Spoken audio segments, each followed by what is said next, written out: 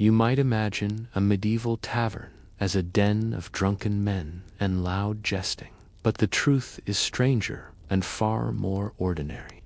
In 14th century England, the humble alehouse, sometimes no more than a single room in a peasant woman's cottage, was where commerce, community, and sexuality all met in muddy coexistence. And behind the barrel stood the figure most central to it all, the alewife. Alewives were not only brewers, they were gatekeepers of intoxication, nurturers of communal space, and sometimes brokers of intimacy. As female business owners in a patriarchal society, they occupied a precarious space, praised when their brew was good, prosecuted when their behavior crossed moral lines. Their taverns were warm, humid places. Smoke clung to the air. The scent of yeast, sweat, and stale wool soaked the timber walls. And within this fermenting atmosphere, the story of medieval intimacy unfolded, not as romantic escapade, but as a matter of survival, bargaining, and daily habit. Alewives were often widows or unmarried women, forced by circumstance to earn income in a society with few options for independent females. Brewing ale was one of the only legal trades available to women, and it often blurred the line between domestic and commercial space. Most ale was brewed in the home, in cauldrons, over open hearths, using primitive techniques that required daily batches. It was a labor-intensive, unpredictable task. But ale was essential to everyday life. Water was unsafe. Ale was nourishment. It filled the belly and dulled the ache of constant toil. The alewife's income depended on her ability to produce drinkable ale, sell it cheaply enough to attract poor laborers, and maintain some level of respectability. But respectability was a moving target. As alehouses became hubs of male social gathering, the presence of a woman at the helm took on complex and sometimes scandalous implications. Church records, civic edicts, and literary references from the period depict alewives in contradictory ways. In mystery plays and satirical poems, she is a comic figure, loud, lusty, cunning. In court records, she is a defendant, accused of keeping disorderly company or harboring lechers.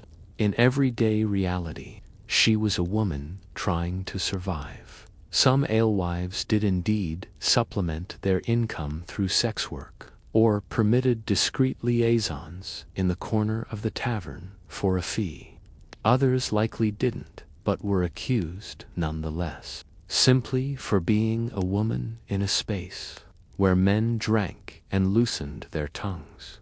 Her body became public property, in speculation, if not in fact.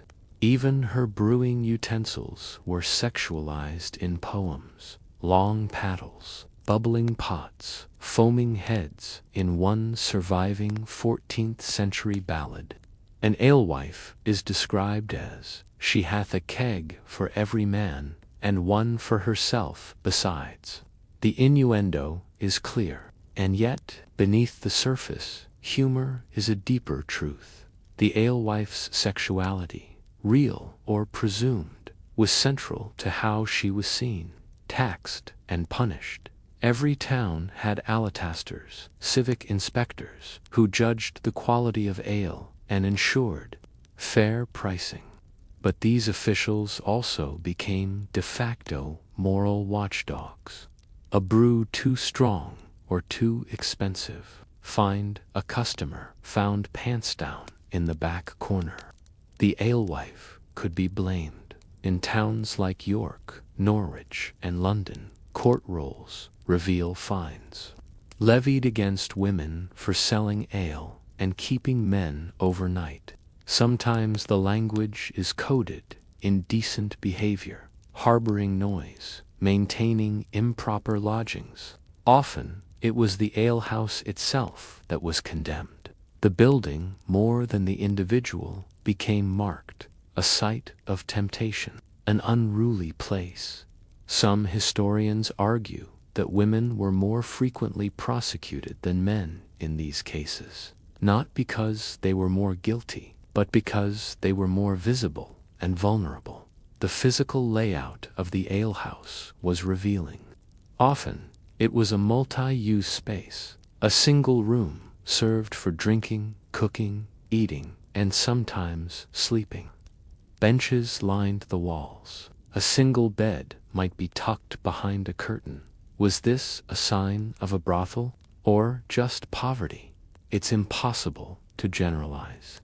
For many alewives, letting a traveler sleep on the bench or the bed was an economic necessity. The boundary between hospitality and intimacy forepay was porous. In the winter months, warmth was traded like currency.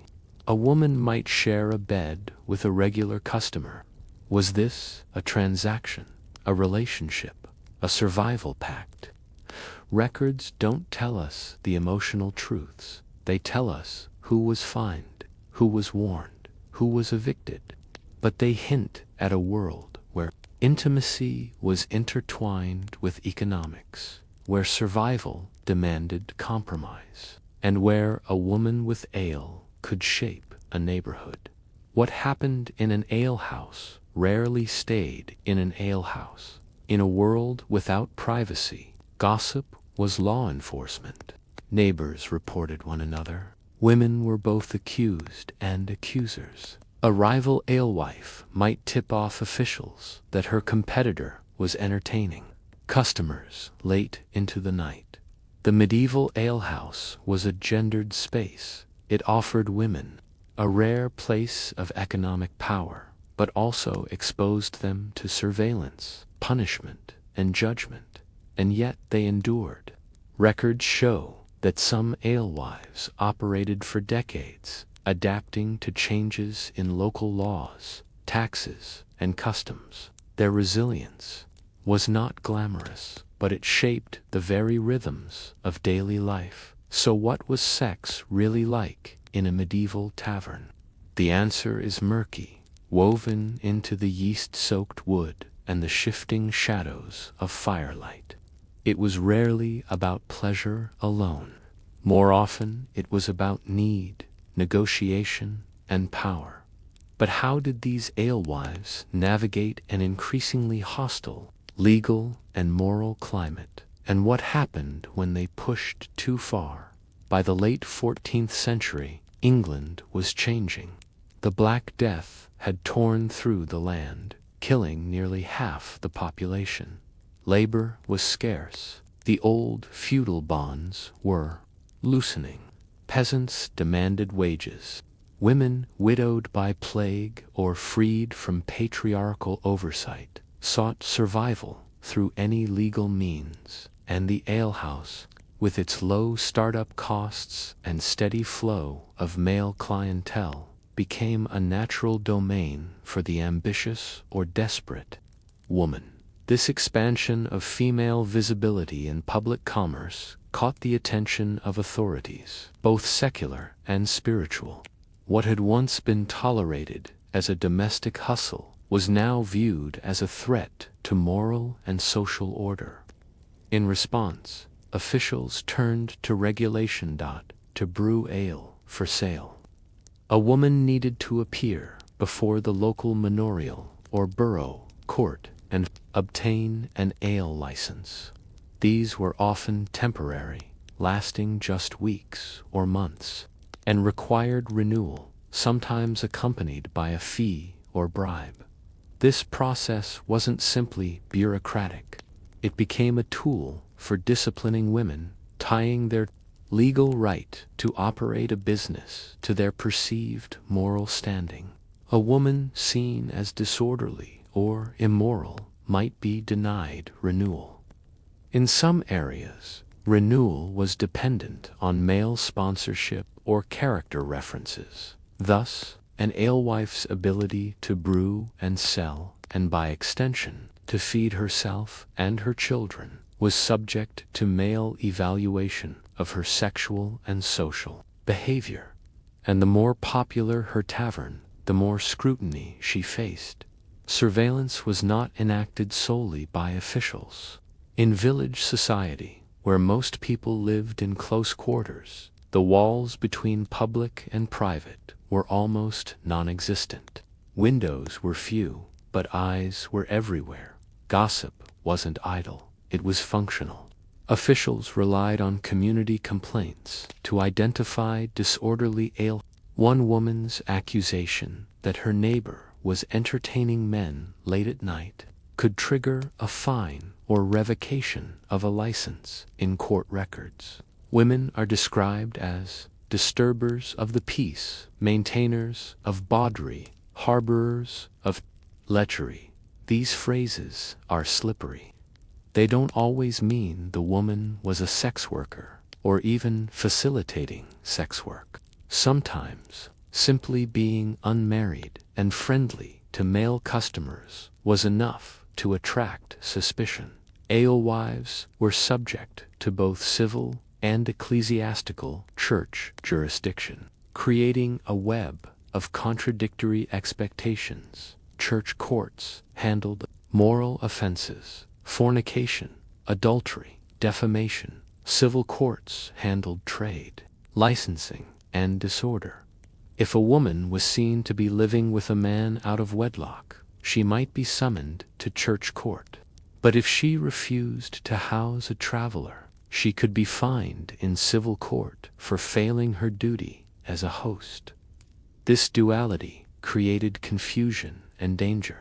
One record from London in 1379 describes an alewife, Agnes T., who was fined for keeping an unruly house and later summoned to the bishop's court for the sin of incontinence. Both cases may have arisen from a single dispute, a quarrel with a customer, but the consequences echoed across legal boundaries. The alehouse was a contested space, necessary for commerce, feared as moral contamination. Some alewives engaged in informal sex work or allowed others to do so under their roofs. But the line between sexual commerce and hospitality was often intentionally blurred. In a world with few inns and no police, taverns were among the few places a traveler might find warmth and rest. Many alehouses functioned as quasi-inns, offering benches or straw beds. Some offered privacy for a price. Was this renting a room or something more? The language is murky. In court documents, you might see euphemisms like, "She let out her bed," "She kept him beyond decent hours," "She made no protest." Sometimes these phrases did refer to transactional sex. Other times they were used to shame women who violated expectations of modesty. Even when no transaction occurred, the alewife became a symbol of moral ambivalence, both necessary and suspicious, maternal and carnal.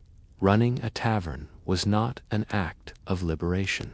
It was often a gamble, a dangerous balance, and the association between femininity, intoxication, and immorality meant that women bore disproportionate blame for disorder. This was not limited to urban centers. In rural villages, where everyone knew each other's histories, the consequences could be more personal. A woman who bore a child out of wedlock might find her alehouse boycotted or more popular, depending on local sentiment, and yet many persisted. In a society where land, labor, and inheritance were denied to most women, ale was one of the few commodities they could own, produce, and profit from. To many men, the alewife represented something threatening, not just because she sold alcohol, but because she was often outspoken, independent, and unapologetically public. This fear crystallized in the cultural figure of the scold. A scold was a woman who talked too much, argued too freely, or challenged male authority. Many alewives were branded with this label and punished accordingly. In parts of England, scolds were subject to public humiliation through the use of the cucking stool, a wooden chair dunked into water, or forced to wear branks, an iron muzzle designed to silence. These punishments were not just about speech. They were about control, reinforcing the idea that a woman's place was silent, domestic, and submissive. The alehouse challenged all three norms, and so, even when the ale was good, the woman who brewed it was often suspect. Occasionally, the dry parchment of court rolls gives us a glimpse of the women themselves. In a 1392 case from Bristol, an alewife named Marjorie W. defended herself against charges of improper harboring. Her testimony reads, "I brew what I can, with what barley I can afford. My door is open to those who knock. I have not known their business." A simple defense, but telling. Marjorie positions herself as a passive host, not a participant. She invokes necessity, not profit, as her motive. It's the language of self-protection, honed by women who had learned how to walk the razor-thin edge between service and sin. The alewife's life was one of constant negotiation with law, church, neighbor, and customer. She brewed, she fed, she sheltered, and sometimes she sinned, or was said to sin. But what happened when even negotiation failed? When an alewife's popularity or defiance became too visible, too loud, too powerful? By the early 15th century, the figure of the alewife had undergone a stark transformation in the eyes of church, law, and folklore. What began as a pragmatic response to poverty and widowhood was now viewed through an increasingly moralizing, even dangerous, lens. The alewife had become a scapegoat. Whether she brewed in a busy London back alley or in the peat-scented stillness of a Northumbrian hamlet, she was more than a businesswoman. She was the object of fascination and fear. To some, she was a necessary provider of warmth, ale, and temporary comfort. To others, she was the embodiment of disorder, female defiance, and unregulated sexuality. And as social, political, and religious pressures mounted, her tavern became a site of persecution as much as patronage. By the late medieval period, the alewife was no longer merely judged, she was suspected. The shift wasn't accidental. In both church sermons and popular folklore, a visual archetype began to emerge. A hunched woman near a cauldron cat, prowling the benche broom outside her doré steaming pot of mysterious brew. Does that sound familiar? Many historians argue that this figure, the witch of early modern European imagination, evolved directly from the alewife. The connection between brewing, female independence, and mysticism blurred into suspicion. After all, brewing was chemistry. It required knowledge, and knowledge, in a woman's hands, was feared. Thus, women who brewed strong ale, or who operated too successfully, were sometimes accused of bewitching their customers, making them lustful, reckless, drunk. Especially if those customers were men of status. The alehouse became both a place of transgression and a metaphor for female temptation. In an era obsessed with religious reform and bodily discipline, this was dangerous ground. What happened to alewives who crossed the ever-shifting line? Some were fined repeatedly until they could no longer afford to brew. Some were publicly humiliated, paraded with signs declaring their sin. Others were evicted, especially in boroughs that sought to clean up the moral image of towns. And, in rare but real cases, some were swept into the early waves of witchcraft persecution. The language of court records became more severe. Where once a woman was noisy, she was now dangerous. Where once she was lax, now she was corrupt. This linguistic shift reveals how legal systems participated in transforming poverty into sin and female labor into criminality. It wasn't just about sex, it was about female presence in a public male-dominated sphere. The alehouse run by a woman was a challenge to male control over commerce, space, and morality. By the end of the medieval period, commercial brewing had begun to shift into male hands. As towns grew and beer replaced ale, requiring hops and more capital, brewing moved from homes into larger, regulated breweries. Men with access to land, resources, and guild membership increasingly dominated the field. Women were pushed out both legally and socially. In many cities, guild membership was denied to women, effectively ending their participation in commercial brewing. By 1500, the archetypal brewer was no longer Marjorie with her cauldron. It was Master John with his barrel warehouse. Despite this decline, the alewife leaves behind a powerful legacy. She represented one of the few avenues of female economic agency in a repressive world. Her story is not merely about beer or sexuality, it's about resilience. Through brewing, she fed her children. Through conversation, she shaped her neighborhood's emotional and social climate. Through shelter, she offered warmth to the lonely, the traveler, the outsider. And yes, sometimes she exchanged more than ale for coin. But the intimacy she brokered was not always scandalous. It was often transactional, mutual, and necessary in a brutal world. Where else could a landless woman exercise influence? Where else could a widow survive? The alehouse may have been noisy, smoky, and morally complicated, but it was hers, at least for a time. Today, her story is largely forgotten. The alewife has been reduced to caricature, a drunk, a shrew, a seductress, or a witch.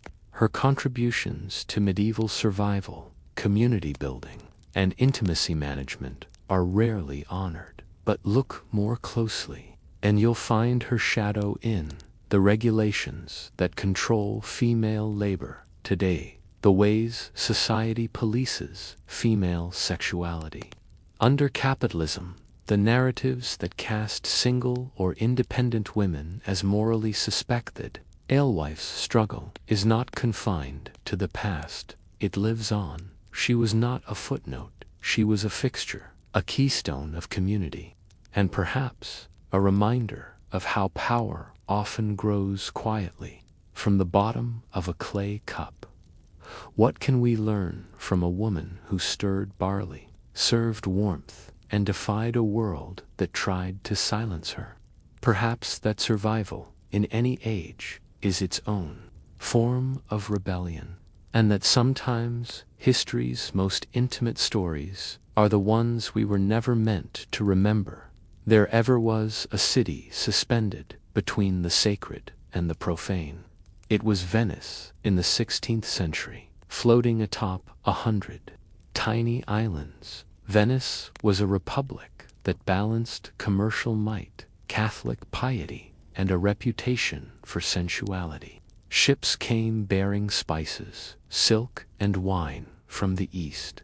Nobles moved between masses and masked balls. And in the shadow of cathedrals and canals, a unique class of women rose to prominence, the courtesan, sex workers. They were educated, eloquent, often fluent in multiple languages. They read Plato, debated poetry, and hosted salons, and crucially, they held sway over men in both bed and public affairs. But their power, like the city itself, rested on murky waters. Much of it was mediated through wine shops, known as ostery, where business, politics, and intimacy blurred into one.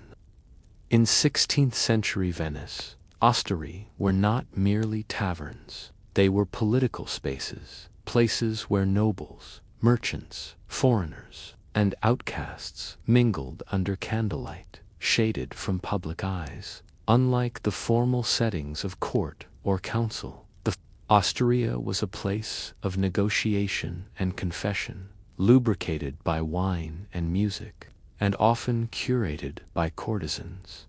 While some osterie were crude places, frequented by sailors and thieves, others were lavishly adorned, even rivaling the palazzos of the elite. The finest courtesans would hold court in private chambers behind these establishments, receiving guests, lovers, and sometimes politicians seeking persuasion. In Venice, to drink was to converse, and to converse was to bargain, and in the middle of it all stood the courtesan.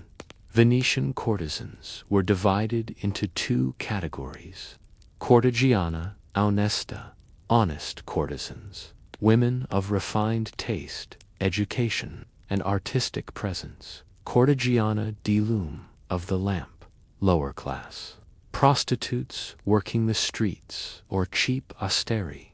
The onesta were a class apart. They dressed like noblewomen, penned poetry, and corresponded with ambassadors. Their value wasn't just in their bodies, but in their intellect and strategic companionship. Women like Veronica Franco, a real historical figure, embodied this role, a poet, philosopher, and lover of powerful men. She navigated the city's elite with poise and danger. Courtesans like her were often patrons of wine shops. They would entertain guests over imported Greek wines, offer readings of Petrarch, and hold discussions on theology. In a society that denied women official political power, these salons became soft power centers, and courtesans their architects. But this agency came at a price. In Venice, information flowed like wine, and the Republic depended on networks of whispers. Courtesans were often key nodes in this web.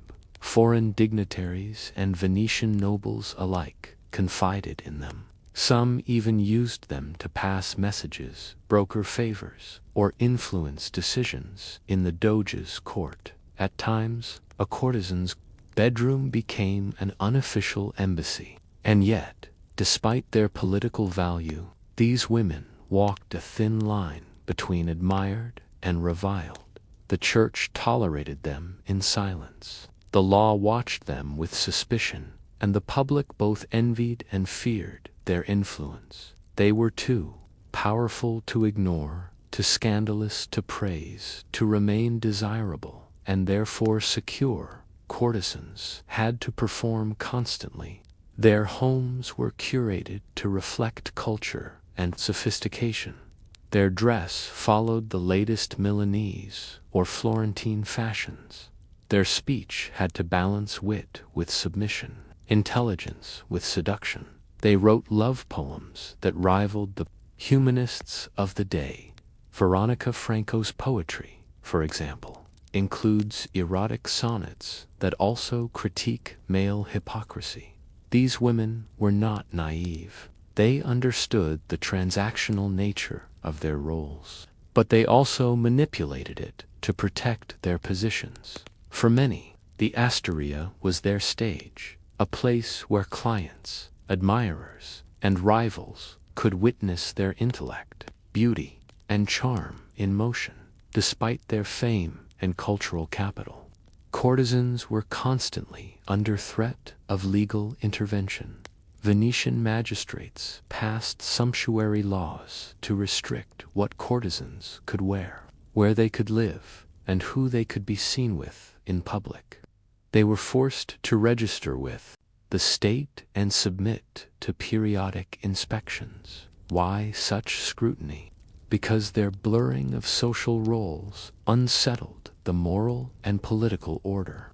They were not wives, not mothers, not nuns, yet they wielded more cultural influence than many women in respectable roles. This tension exploded in periods of political instability, when authorities sought to clamp down on vice to project strength. Some courtesans were jailed, others were exiled. A few were executed, but many, like Franco, defended themselves with eloquence. In one famous trial, she faced the Inquisition and responded with such rhetorical power that she was released. Yet, for all their glamour, courtesans lived with precarity. Behind every Astoria's golden curtains were stories of debt abuse by clients venereal, disease aging out of desirability. Some died in obscurity. Others married quietly and vanished from records. And some, too proud to fade, took poison or vanished into convents, not out of faith, but because it was the only form of protection available. Their intimacy, once their tool of power, became a liability, and the wine shops where they had ruled became scenes of younger women, repeating the cycle. What happens to a woman when her worth is tied to the wine she pours, the poetry she quotes, and the secrets she holds? In Venice, courtesans were as much symbols of the Republic's elegance as its decadence. But what happens when the Republic tires of its own reflection? To understand the full extent of the courtesan's power and peril in Renaissance Venice, one must first understand the role of Carnival, a season when the city's rigid social order temporarily dissolved. From late December through Shrove Tuesday, the city transformed. Masks, music, and costumed revelry filled the people. During Carnival, distinctions of class, wealth, and even gender were veiled, both literally and metaphorically. And it was during this season that the courtesans flourished most visibly. Behind the protection of the bata mask, a nobleman could engage in scandal without shame. Behind her own veil, a courtesan could attend the theater, walk freely, and mix with elites who might otherwise keep their distance in public. The mask symbolized freedom, but it also enabled hypocrisy. While Venetian men used Carnival to indulge desires, women, like courtesans, used it to advance their survival, cultivate relationships, and secure patronage. But Carnival, like the courtesan's power, was fleeting. When the masks came off, judgment returned, and it was always more harsh for women. Despite Venice's reputation for indulgence, it was also deeply bureaucratic. In the late 1500s, the city created the Magistrato alle Pompe, a body dedicated to enforcing sumptuary laws, laws designed to control dress, luxury, and public morality. Courtesans were their most visible targets.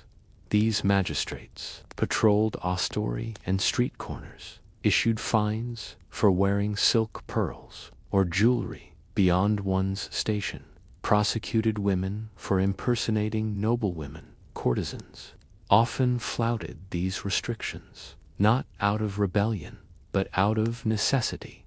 Their attire was not just fashion, it was advertising. An unadorned courtesan was an unemployed one. Thus began a cat-and-mouse game, women finding ways to disguise their income, bribe officials, or register themselves as honest courtesans to obtain limited legal protection, a term that, ironically, marked them as sex workers while granting a sliver of dignity by the late Renaissance. Venice had implemented a peculiar solution to its own moral contradiction. It licensed courtesans, yes, to maintain public order and discreetly protect political stability. The Republic created an official register of women who worked in the trade.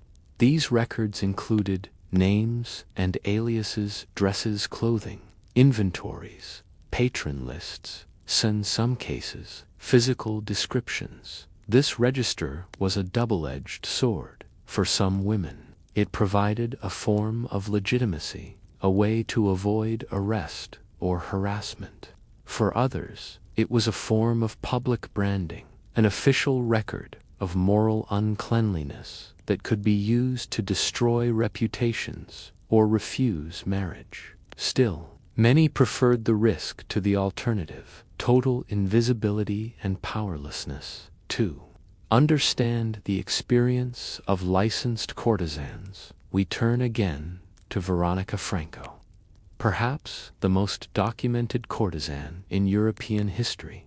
Franco operated not only as a lover to diplomats and nobles, but as a cultural figure, publishing to books, Tours, Rhyme 1575, a collection of poems exploring love, aging, betrayal, and the female voice, Letter Familiari, a diverse public letters that reveal her political acumen, philosophical insight, and willingness to confront patriarchal abuse. In one letter, she challenges a nobleman who has publicly insulted her. If you see my body as merchandise, know that my mind is not for sale. Franco's rise was rare, but so was her fall. Accused of witchcraft by the Inquisition, a charge often leveled at outspoken women, she narrowly escaped conviction, but lost her patrons and position. She died in relative poverty, though her writing endures. Franco's life offers a rare, first-person voice from within the ostery, reminding us that these women were not only vessels of male desire, but also authors of their own resistance. Many Venetian osterie featured private chambers, curtained alcoves, or upstairs rooms, available to rent by the hour or night. These were not only used for sex, some became salons, others discreet meeting rooms for political or business discussions. Courtesans often curated these spaces, designing them with tapestries, incense, poetry, and mirrors, not for vanity, but to reflect light in dim spaces, and perhaps metaphorically, to reflect power back at those who sought to consume it. These rooms were theaters. Every touch of perfume, every verse recited, every calculated pause in conversation was crafted performance. But not all encounters were equal. Some courtesans entertained dukes and doges. Others served minor merchants or tourists. Some, desperate, lowered prices or bartered services. The economic divide among courtesans was vast and often dictated how long one could survive in the trade. Despite their public visibility, courtesans had few protectors. They often navigated violence from clients, blackmail from rivals-lit, shaming by moralists' exploitation, by brothel keepers or pimps, surveillance by clergy, and, if a courtesan became too powerful, politically influential, financially independent, or publicly loved, she became a target. One courtesan named Livia A., noted in records from 1591, was brutally beaten by a group of masked men. The attackers were never identified, but speculation pointed to jealous husbands or spurned officials. Her asteria was shuttered. Her name vanished from the registry. Others faced quiet erasure, removed from public view, forced into convents, or married off to distant provinces to preserve family honor. Behind the glamour was also grim reality. Courtesans were disproportionately affected by venereal disease, especially syphilis, then spreading rapidly through Europe. Symptoms were often misunderstood, stigmatized, or treated with mercury, which itself was toxic. A woman with visible lesions or signs of illness could be banished from the Asteria scene instantly. There were no safety nets. Once a courtesan lost her looks, health, or patrons, she often fell into poverty, or worse, used up by a society that prized her only in youth and silence. And yet, many found ways to adapt, shifting to roles as matchmakers, saloniers, or even spy informants in service of the Venetian state. The line between survival and seduction was thin, and every night poured into a chalice of risk. Venetian courtesans shaped the city's poetry, politics, and public imagination, yet walked a tightrope over canals of suspicion and decay. What did it mean to live in a city that called you both muse and monster, and in a world built on illusions, masks, mirrors, and masquerades? Could a woman like Veronica Franco ever truly be seen? By the early 17th century, the golden age of the Venetian courtesan was fading. Once tolerated, even quietly celebrated, these women now faced growing repression. The Catholic Counter-Reformation, launched to combat Protestant heresy and moral laxity, turned its gaze inward, toward the Republic's perceived decadence. Under papal and Jesuit pressure, Venetian authorities enacted a slow but deliberate purge of public vice. Courtesan registries were reduced, then later abolished altogether. Sumptuary laws were reinvigorated with stricter penalties. Wine shops associated with disorderly women were shut down or raided. Church officials encouraged women to either marry, enter convents, or vanish. The same city that once celebrated erotic poetry, masked seductions, and whispered diplomacy now demanded piety and silence, particularly from women. And so, the courtesans, once icons of Venetian elegance, began to disappear, both literally and historically. Those who continued to work did so in increasingly hidden corners of the city, lower-rank osterie, back canals, and shadowed tenements, far from the Rialto or Piazza San Marco. These taverns no longer attracted dukes or diplomats, but soldiers, sailors, and smugglers. The cortigiana onesta, the elegant, intellectual companion, gave way to the anonymous sex worker. Lacking the cultural status and legal protections of her predecessors, the privacy that once empowered courtesans now rendered them invisible. One archival record from 1617 mentions a woman named Chiara B., once a registered courtesan and known patron of a wine salon. Her name reappears years later in a list of women arrested for clandestine solicitation near the docks. There is no mention of poetry, no fine clothing, no defense, just her name crossed out. Many former courtesans, especially those who had aged out of favor or lost patrons, found themselves funneled into convents, not always out of religious devotion, but due to legal compulsion or social pressure. Some joined willingly, seeking sanctuary from debt, illness, or public disgrace.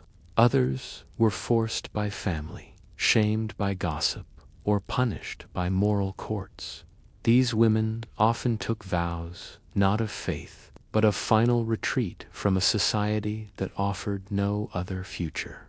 It's tempting to romanticize the convent as peaceful, but for many, it was a velvet prison. Some rebelled. A few became spiritual leaders. Others silently wrote, their voices surviving only in fragments, if at all. While many courtesans were erased from the historical record, their voices survive in unexpected places, personal letters, tucked into merchant ledgers or legal archives, marginalia in books of poetry, suggestive, sarcastic, defiant, tax rolls showing income from hospitality services rendered. Legal testimonies where women spoke plainly of survival, not scandal. One anonymous court deposition from 1624 reads, "He offered wine, I offered company, what more is there to say?" Another entry, unsigned, simply states, "He paid for words more than for flesh." These voices, though few, remind us that courtesans were more than their clientele or critics believed. They were women of nuance, wielding intimacy in a society that reduced them to instruments of desire or disgrace. Death, too, was a political matter. Respectable women were buried with rights in family plots. Courtesans were often denied this, especially if they died poor or unwed. Some were buried in unconsecrated ground, others in shared graves, unnamed. A few wealthy ones bought private chapels or left donations to churches in exchange for burial. Veronica Franco, for all her fame, was interred quietly. Her tombstone is lost. Her name was nearly forgotten until modern scholars resurrected her works centuries later. In this way, even in death, the courtesan remained half-remembered, vital to her age, yet unwelcome in its legacy. Modern imagination often romanticizes Renaissance courtesans, gilded women reclining on velvet cushions, sipping Chianti while playing the lute. But the reality was far more complex and compromised. Courtesans were political tools, yet politically powerless, celebrated artists, yet vulnerable to moral crusades, skilled negotiators, yet subject to public violence, powerful in youth, disposable in age. Their brilliance was not just aesthetic, it was strategic, born of necessity. They used beauty, wine, and words as armor. But even the finest armor wears thin. So what did sex, real or implied, mean in a Venetian wine shop? It was rarely just about desire.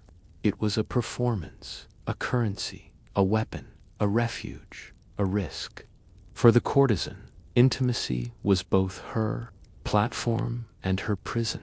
And yet, amid the corruption, cruelty, and constraint, she carved out a space, however small, for her voice. Not all were poets, not all were famous, but each left an imprint on the amberlit tables of the Asteria and in the fragile paper of forgotten court archives.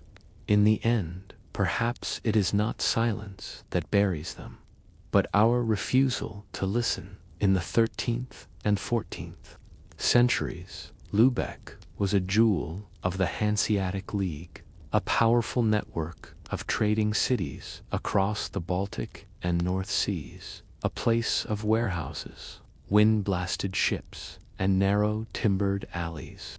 Lübeck thrived as the mercantile nerve center of Northern Europe, but behind its austere brick, Gothic facades lay another world, one that steamed, sweated, and whispered. This was the world of the Stube, the Bathhouse. Contrary to the myth of the dirty Middle Ages, many medieval Europeans, especially in northern trading cities like Lübeck, practiced regular bathing, not just for hygiene, but for health, healing, and social interaction. And nowhere was this more pronounced than in the elaborate bathhouse culture that flourished in the Hanseatic world. But bathing wasn't just about cleanliness. It was about commerce, status, and at times, sexuality.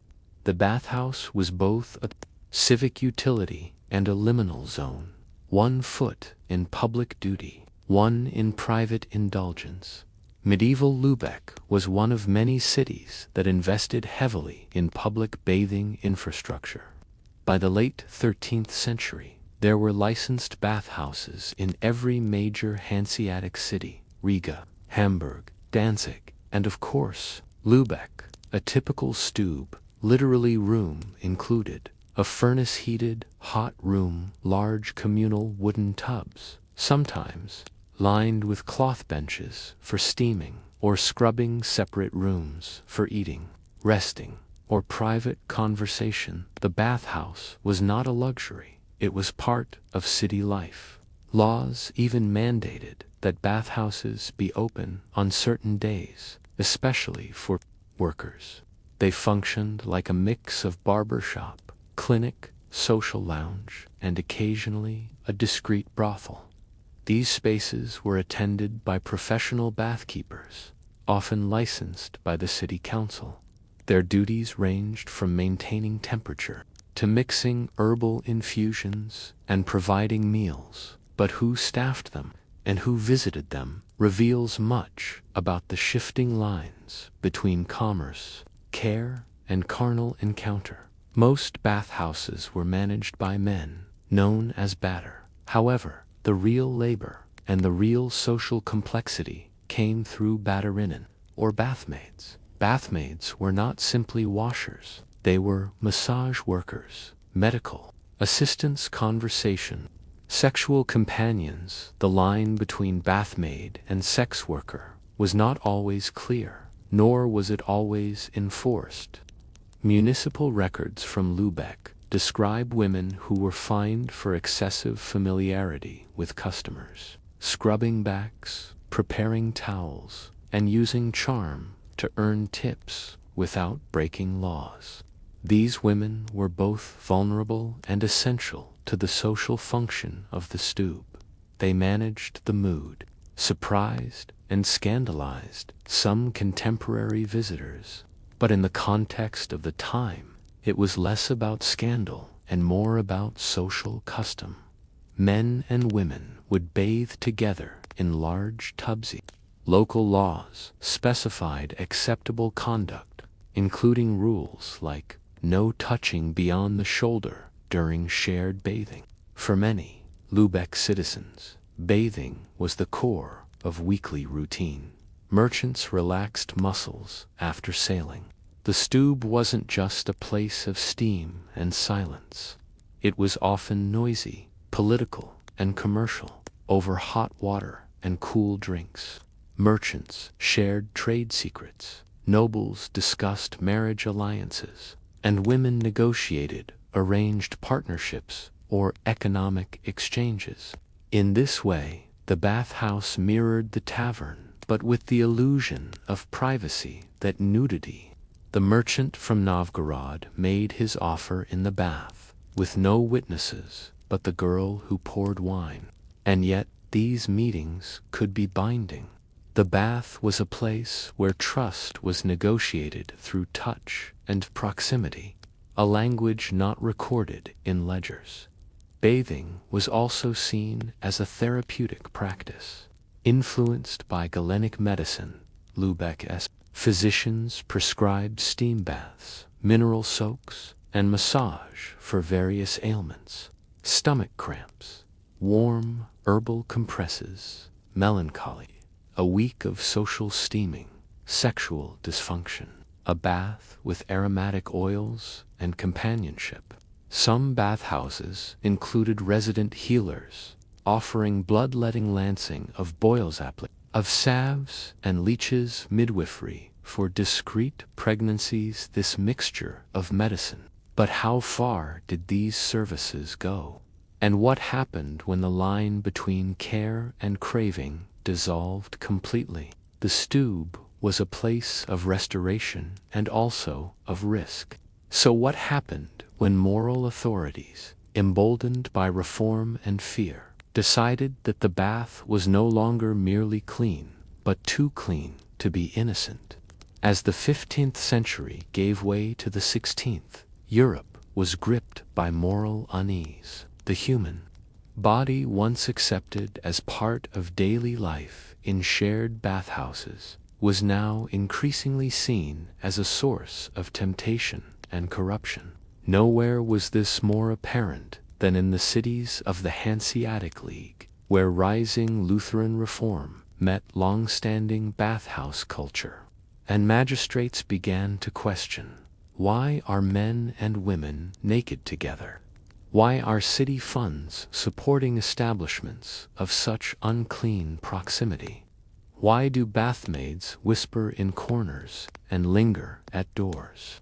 The stube, once praised for its cleanliness, was now suspected of cloaking vice in vapor. And so, the bathhouse, that civic jewel of warmth and healing, found itself in the crosshairs of a spiritual crackdown between 1515 and 1540. Lübeck's city council passed increasingly strict regulations on public bathing, prohibition of mixed-gender bathing on feast days, mandatory closing times before nightfall, limitations on food and alcohol served in bathhouses, bans on music or singing in the hot rooms, surprise inspections by moral authorities. More dramatically, new decrees required that bathmaids be certified and that their work be clearly non-sexual.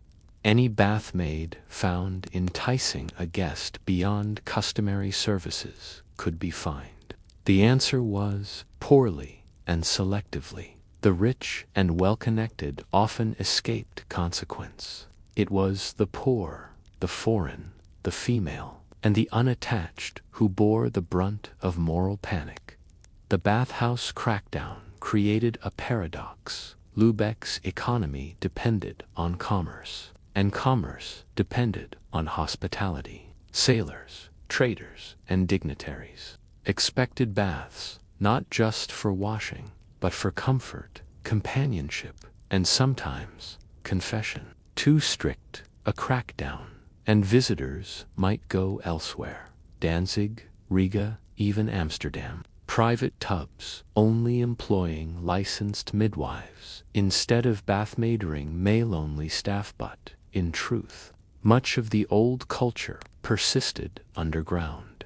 Money, after all, has always been an excellent insulator, especially when wrapped in towels. As regulations increased, so did surveillance, and with it, an explosion of court cases. From Lübeck's archives between 1520 to 1540, dozens of testimonies paint a vivid, tangled picture. A nobleman fined for excessive familiarity with his bathmaid.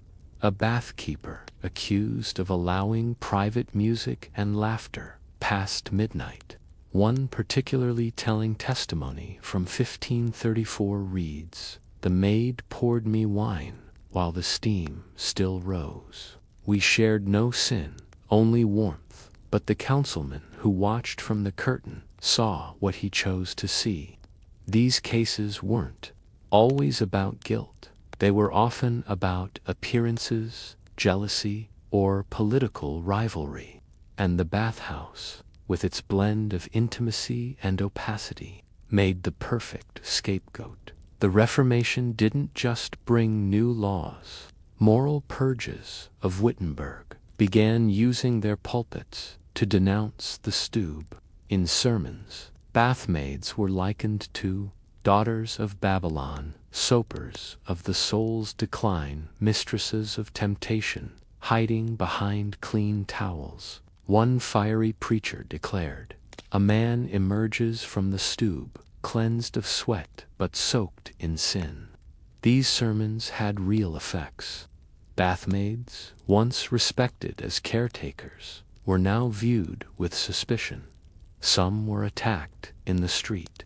But the era of the confident, city-employed bathmaid was ending by the mid-16th century. The once bustling steam halls, filled with conversation and commerce, became quiet or disappeared altogether. One chronicler in 1562 wrote, "Where once laughter echoed in the bath, now only whispers remain." And yet the demand for intimacy, for touch, for warmth, never disappeared. Those needs simply moved elsewhere, into private homes, discreet inns, or illegal establishments, harder to monitor.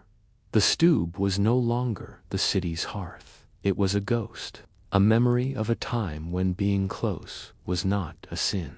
When does become corruption? And when does the act of washing away dirt become a threat to power? The bathhouse began as a space of care, health, and civic pride. But in a world increasingly obsessed with moral optics, it became dangerous to appear too comfortable, too exposed, or too human. What then became of those who still sought refuge in the warmth of the stube? By the late 1500s, the bathhouse culture of Lübeck and much of Northern Europe was in visible decline. Where once city guilds posted price controls on soaps, towels, and hot water, culture built on collective ritual, undermined by politics, plague, and public paranoia. Where citizens once gathered weekly to cleanse their bodies and share quiet company, they now stayed home, wary of being seen in states of undress, not just physically, but morally. And yet, the need for touch, care, and bodily attention never disappeared. It simply went underground. As public bathhouses declined, those with means simply privatized the experience. Wealthy merchants installed copper tubs in their homes. Physicians offered in-home herbal soaks for patients with melancholy or hot humors. Noble families built personal steam rooms, hiring former bathmaids as domestic attendants. But these private rituals were not the same. No shared news, no laughter from neighboring tubs, no community-wide acknowledgement of vulnerability. What was once civic had become individualized, a trend that would echo into the modern era. Meanwhile, those without wealth were left to sponge themselves with cold water or crowd into the few remaining underground establishments, often located in alleyways, basements, or dilapidated outskirts. These places were rarely clean, and they carried far more risk of infection, exploitation, and social ruin. It wasn't just sermons that closed the stube. It was also plague. During repeated outbreaks of the Black Death and subsequent epidemics in the 16th and early 17th centuries, bathhouses, with their shared towels, steamy air, and close contact, became suspected vectors of disease.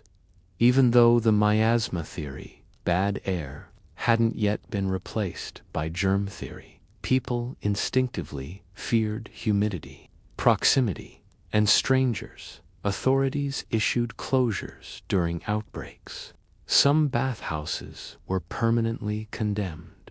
Adding to the pressure was the puritanical wave sweeping through Protestant and Catholic communities alike.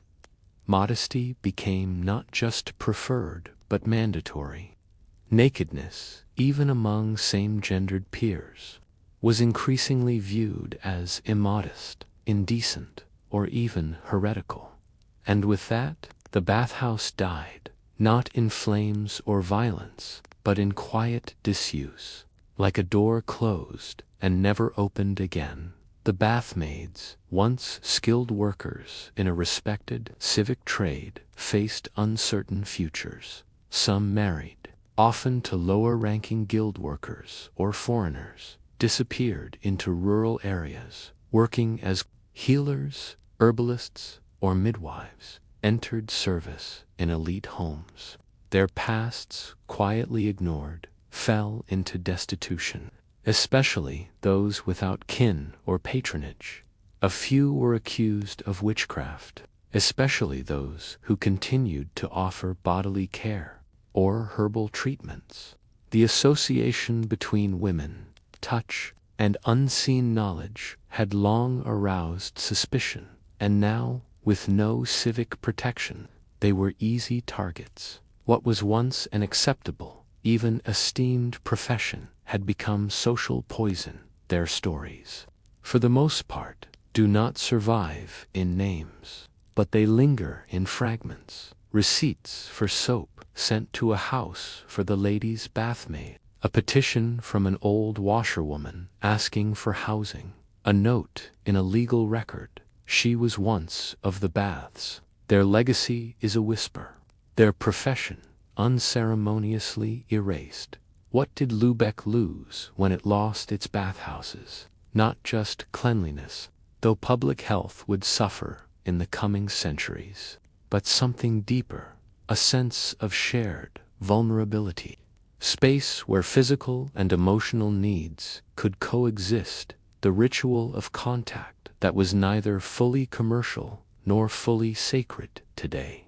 We wash alone, we keep our health to ourselves, but for centuries, cities like Lübeck bathed together as neighbors, as peers, as humans. It is easy to see only the danger, the whisper of sex, the risk of contagion, the breach of modesty. But what if those very dangers are what gave the bathhouse its meaning? To be truly clean is not to be untouched, but to be made clean again through community, contact, and care. We often speak of history in terms of war, kings, and revolutions. But what of the soft rituals, the daily acts, the mundane structures that hold a city together? The bathhouse of Lübeck was such a structure, not glorious, not scandalous, but essential. Its collapse did not register in headlines or manifestos, but in its absence, something intimate and civil was lost. Perhaps the real story of the Stube is not about water or even sex. Perhaps it's about how societies regulate touch and what they fear when people come too close. In 1309, Pope Clement V moved the seat of the papacy from Rome to Avignon, a once modest town nestled along the Rhine River in southern France. For the next 70 years, this city would become the spiritual capital of Western Christendom, and, unexpectedly, one of its most infamous centers of commerce, corruption, and carnal intrigue. As the court of the papacy grew, so too did Avignon. Population, clerks, cooks, soldiers, pilgrims, merchants, and inevitably, tavern keepers. By the mid-14th century, Avignon had become a place of paradox, where God's representatives walked in silks, wine ran cheaper than water, and moral codes were written by the same hands that broke them. At the heart of this world stood the taverns, dim, smoky rooms where deals were struck, lust was bartered, and both sacred and profane rubbed elbows. Unlike other medieval cities, where taverns served a purely working-class clientele, in Avignon the tavern was a great equalizer. Churchmen and laymen alike frequented these spaces, sipping regional vintages and murmuring beneath low beams. Taverns were located along the main merchant roads to the city gates, in densely packed quarters near clerical dormitories, sometimes even within rented papal properties, where landlords discreetly ignored what took place after hours. These establishments weren't simply ale, they offered wine lists, imported from as far as Gascony or Naples, private rooms with low couches and bolted doors, food, albeit simple, mostly bread, stews, and salted fish, entertainment, musicians, storytellers, and on occasion, companionship. The Tavern was both sanctuary and spectacle, a place where cloistered clergy might taste the world they preached against. With vice came governance. Taverns in Avignon were tightly regulated by both municipal authorities, interested in order, taxation, and trade, control ecclesiastical authorities, interested in appearances of morality. Every tavern was required to register its owner, location, and offerings. Some also paid additional fees if they operated past dusk, offered music, or allowed private rooms, but the lines between legal and illegal were intentionally blurry. City records reveal permits issued with conditions of silence, meaning no official oversight after sundown, clergy-owned properties rented to widows managing public refreshment. Often a euphemism, taverns warned for hosting excessive clerical company, a phrase hinting at sexual misconduct the church's own employees, not just friars, but scribes, secretaries, and cooks, were frequent patrons. Some clergy were known by name in taverns, recorded in tax logs, and even court depositions.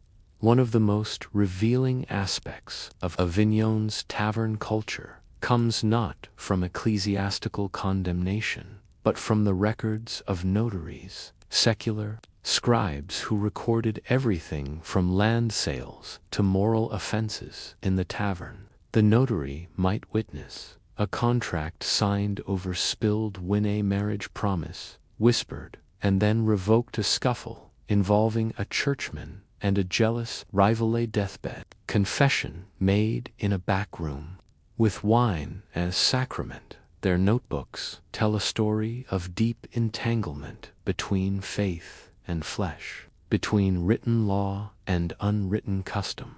One record from 1352 notes, Brother Anselm, having supped with the widow of Rue St. Jean, was found past midnight in her back room. He claimed to have been offering pastoral comfort and was let off with a fine. Such entries, dry and official, mask a world where official language cloaked unofficial indulgence. Many taverns in Avignon were operated by women, particularly widows, who had both the legal independence to own property and the social cover to manage a house of hospitality. These women often inherited taverns from deceased husbands, rented space from church landlords, hired local girls as cooks, servers, and entertainers, walked a fine line between hostess and madam. They were respected when discreet, punished when too successful.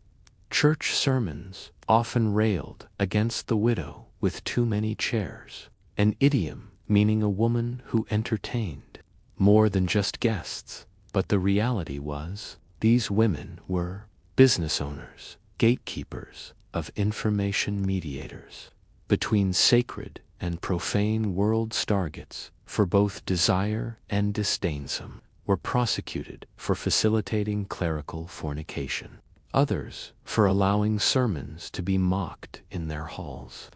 But very often the punishment was a fine, suggesting the sin was less criminal than inconvenient. Taverns in Avignon were structured around degrees of light and access. The front room, usually lit by a single window or candle, was for wine and food. The rear chamber, darker and more padded, was where lovers met. Confessions were made, secrets were traded, and, sometimes, money exchanged for silence. City inspectors sometimes complained of curtains too thick to allow proper observation, rooms with bolts and no candles, beds set too far from hearth for innocent purpose. The tavern wasn't just a place of physical pleasure, it was a space of negotiation, protected by architectural ambiguity. One of the tavern's most important functions was as a whisper network. News spread faster in wine than in water. In a time when Avignon was full of spies from rival kingdoms, merchant houses, and factions within the church itself, the tavern became a listening post. Courtesans and tavern maids might overhear sermons in draftlearn who would be promoted within the papal court, gather rumors about bribes, blackmail, or betrayals. Some women were even paid informants, giving regular updates to notaries or city officials. Their tools were not weapons, but wine, smiles, and memory. So what does it mean when the tavern becomes both a shadow of the church and a mirror of its contradictions? In Avignon, sin and sanctity were rarely more than a wall apart.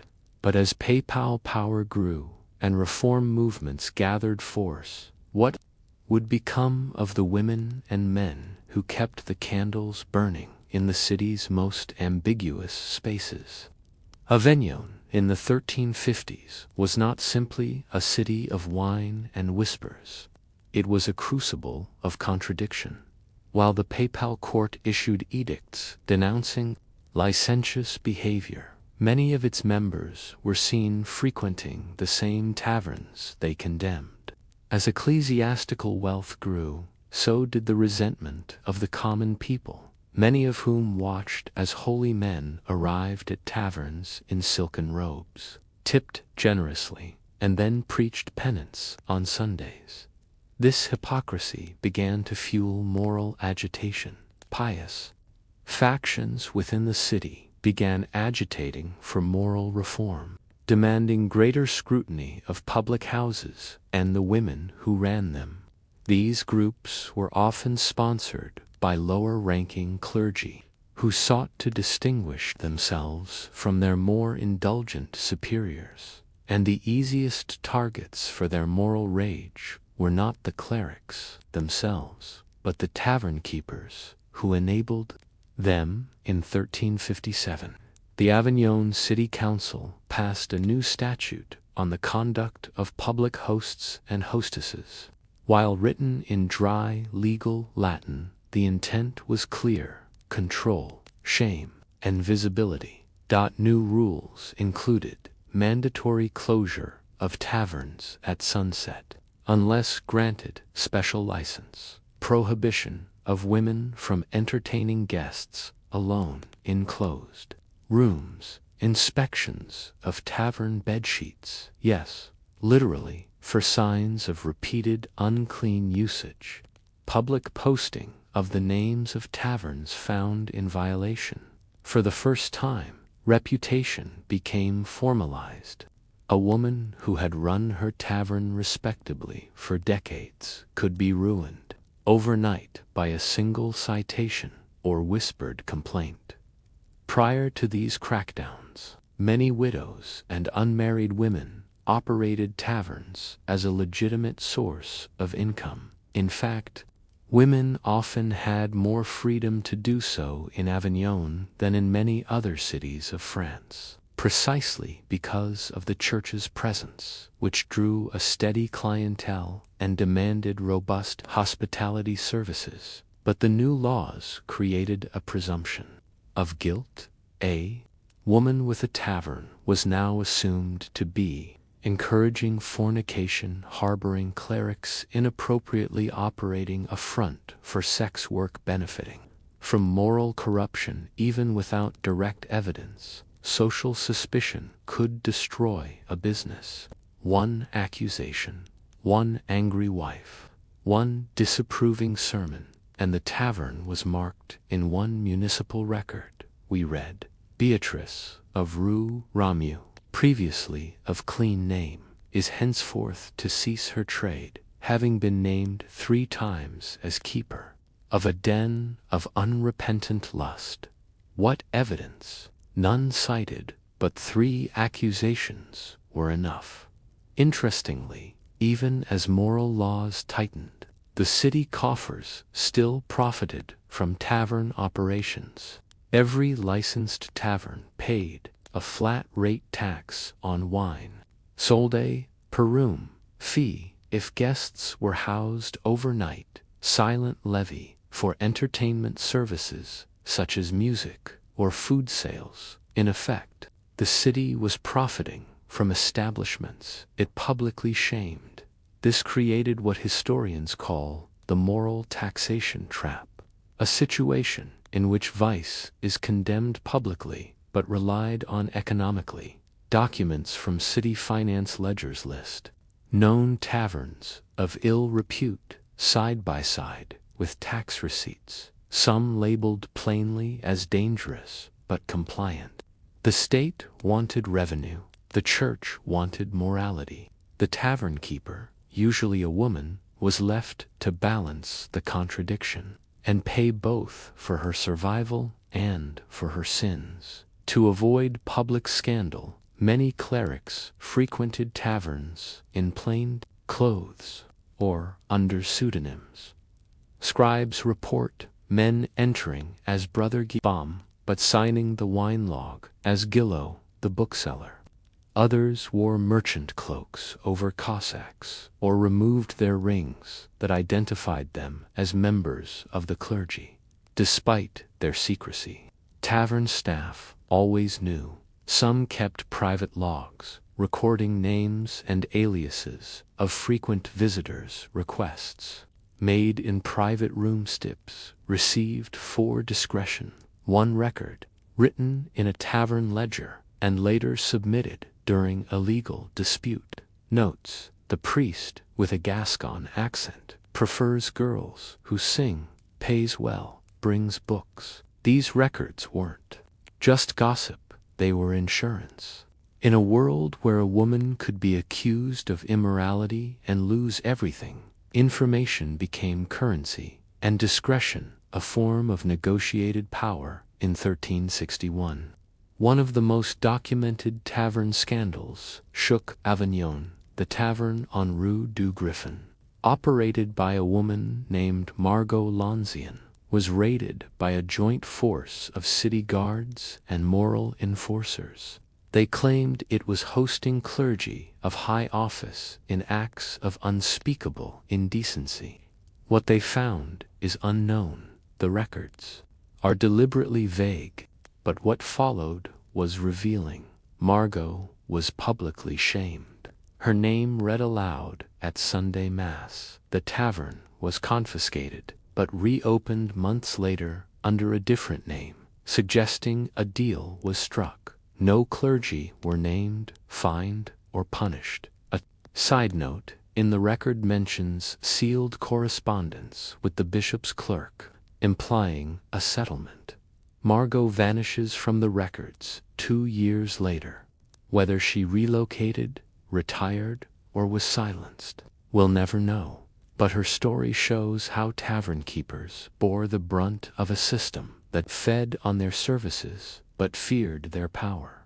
Despite the scrutiny, taverns remained central to Avignon life. They were where journeys began and ended. Messages passed between faction, songs circulated, culling truths the church couldn't say aloud. Children were born from fleeting couplings. Love was forged in places nor profane taverns were not perversions of the city, they were its living rooms, places where the messy realities of medieval life played out.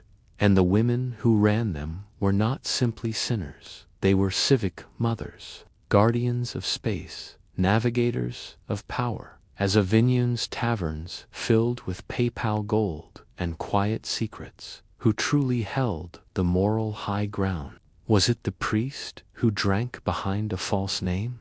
The widow who poured wine and asked no questions? The scribe who logged but never judged? And in a city obsessed with sanctity, could it be that the most honest acts took place in the most condemned rooms? By the late 1360s, Avignon was changing.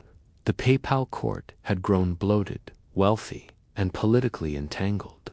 Inside the city, tensions rose between clerics and merchants, reformers and loyalists, noble visitors and local families. Crucially, there was a growing demand from both within and beyond the church for a moral cleansing of Avignon's streets, inns, and public houses. This culminated in a new wave of legislation, often spearheaded by papal advisors and moralist guilds. Their goals were clear: shut down taverns near churches, seminaries, or monastic houses, ban women from serving alcohol unless under direct supervision. Landlords who rented properties to women of ill reputation established zones of decency around the papal palace. Many saw this not only as a moral reform, but a political signal, a reclaiming of Avignon as a place of holiness, not indulgence. And just like that, taverns began to vanish. Within 5 years of the first reform edicts, over 2/3 of Avignon's taverns operated by women had closed, been seized, or were under constant investigation. Some women fought back. A tavern keeper named Isabeau of the lower quarter appealed to the city council, claiming her family had paid taxes for 20 years without complaint. Another, Maurette de Cavallon, fled the city and reappeared weeks later, disguised as a washerwoman, operating a secret backroom service. A few taverns rebranded entirely, becoming legitimate inns, men-only wine halls, or even prayer houses with side rooms discreetly rented under other pretenses. But the majority of women who had built their livelihoods in the blurred space between hospitality and intimacy were now seen as stains on the city's conscience. The irony, of course, was that the clients remained. Clergy still drank, pilgrims still sought comfort, merchants still paid for company. It was the visibility of the transaction, not the act itself, that had become intolerable. Of the dozens of taverns investigated between 1365 and 1375, almost none of the clergy involved were formally charged. All female proprietors faced fines, closures, or expulsion. Only 2 men were ever fined, both for failing to keep moral order as landlords. A court record from 1372 captures the hypocrisy with brutal clarity. Though the wine was poured in sin, it is the hand that poured it, not the lips that drank, which must repent. This doctrine of female culpability and male absolution became the legal backbone of Avignon's tavern reforms. Women, especially those without male protectors, were presumed to be temptresses, their establishments dens of iniquity, even when no crime could be proven. Strikingly, the voices of the women themselves are almost entirely absent from official documents. Their words, unless cited in legal depositions, do not survive. We know them only by the margins, the fines.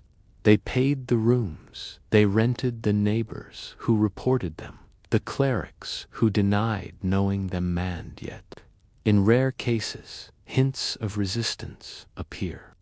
One such record, from 1370, includes a note in the margin, likely written by a city clerk, that reads, "She served no sin but soup, and yet they closed her doors." Another note from an inspector mentions, "The beds were clean, the candles were few, the guests were quiet. I saw no wrong, but was told to write otherwise." These glimpses suggest a deeper truth, that many tavern keepers were not criminals, but convenient scapegoats, punished to placate reformers and create the illusion of a city purified. By the time the papacy returned to Rome in 1377, Avignon's tavern culture had been gutted. The city, once vibrant with multilingual gossip, clinking goblets, and candlelit transactions, was now quieter and colder. The new taverns that emerged were different, larger, often Mailand, more closely tied to guilds or church-backed inns under stricter surveillance. With curfews and enforced dress codes, the women who once defined the city's hidden life, who welcomed pilgrims, poured wine for tired clergy, and negotiated the margins of morality, had disappeared into the shadows. Some moved to other cities, Narbonne, Marseille, even Florence. Others married quietly. Some likely lived out their days in the homes of relatives, whispering stories the city had tried to erase. Their names appear only faintly in ledgers, but they were once central to the rhythm of Avignon's days and nights. In a city governed by men of God, how did a woman survive selling wine? By walking a knife's edge between service and scandal, between hospitality and heresy, between bread and blame. She served priests with one hand and fended off condemnation with the other. She knew when to be silent, when to smile, and when to disappear. Avignon was not made holy by removing her. It simply became better at hiding the truth. And so, in the dim corners of history, she remains unseen, unthanked, but never truly gone. The Holy Roman Empire was never truly still. Sprawling across Central Europe from the 10th to the 19th century, its vast patchwork of duchies, bishoprics, and city-states was ruled not from a fixed capital, but by an emperor who moved constantly, conducting what was known as the Reichsumrit, the imperial circuit. This constant motion meant that thousands of people, nobles, knights, priests, bureaucrats, servants, traveled along with the emperor's retinue, stopping in towns and villages where imperial authority was temporarily installed like a tent, and wherever these processions stopped, they needed food, shelter, and drink. Enter the beer maid, or more precisely, the women who brewed, poured, and survived in the alehouses that lined the empire's arteries. Imperial marches were not elegant. They were dusty, chaotic, and dependent on local services. The average imperial procession could number in the hundreds, and at times even thousands, especially during high-stakes events like coronations, diets, or military campaigns. There were no hotels. Instead, the imperial household would descend upon village alehouses, monastic guest houses, market town taverns, private homes, requisitioned by rite of passage in this swirl of logistics. Beer became the blood of the empire, and the alehouse the empire's unofficial nerve center. And at the heart of many of these establishments stood a woman, a beer maid, sometimes a young servant, sometimes the owner herself. The term buyer maid today often conjures a folkloric image: dirndl dress, braided hair, a cheerful smile. But the reality was more gritty than charming.